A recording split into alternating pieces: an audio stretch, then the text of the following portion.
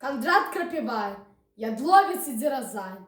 Не перший раз у лесе рос гарэзлівы ядловец, што хоць каго задраўшы нос, колючками подловить.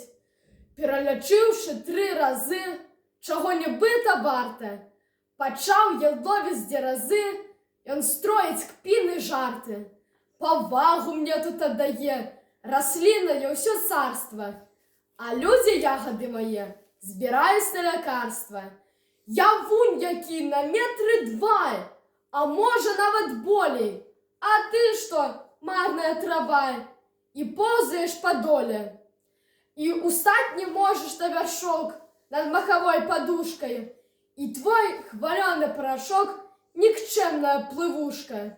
Як то ім толькі попку пасыпаць, калі дзіця папрэе, дык як такую паважаць, мо хіба хто здарэе. Так дзеразу я набражаў, пагардліва і груба, але таго не заўважаў, што сам расце ля дуба. Як скончу сёння я складаць пад вечар байку гэту, мне захацелася сказаць тут пару слоў паэту.